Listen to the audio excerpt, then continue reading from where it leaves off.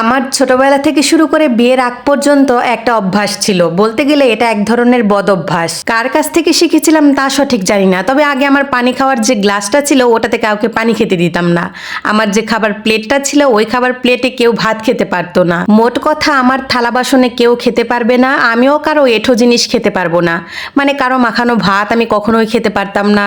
এক গ্লাসে কেউ পানি খেয়েছে অর্ধেকটা, সেই গ্লাসের বাকি অর্ধেকটা আমি খাবো, ওটা কখনোই সম্ভব ছিল না। অনেক ছোট থাকতেই নিজের প্লেটের খাবারটা নিজেই মাখিয়ে খেতাম, মাকেও কখনো মাখিয়ে দিতাম না।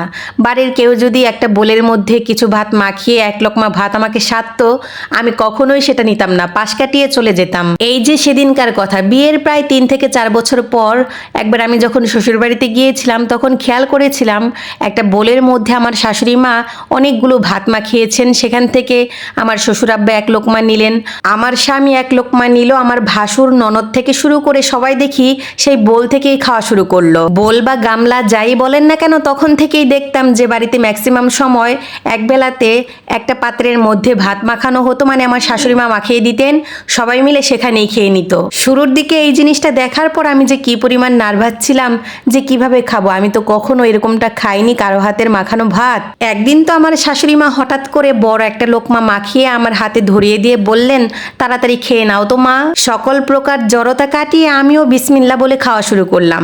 আমার মুখের এক্সপ্রেশন দেখে কেউ কিছু বুঝতেই পারলো না। তখন বোঝার কোনো উপায়ও ছিল না, কারণ সবাই মিলে গল্প করতে করতে একত্রে বসে খাওয়া হতো।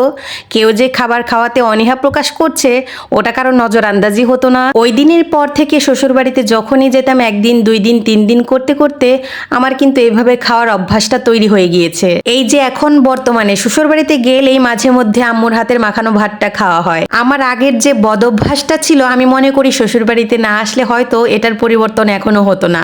আমার স্বামীর সাথেও মনে হয় এখন বসে আমি একত্রে খেতে পারতাম না। অনেকে বললে হয়তো হাসবেন, আমার স্বামীকে কিন্তু এখনও একবেলাতে আমাকে নিজ হাতে খাইয়ে দিতে হয়, মানে আমার মাখানো ভাত খাইয়ে দিতে হয়।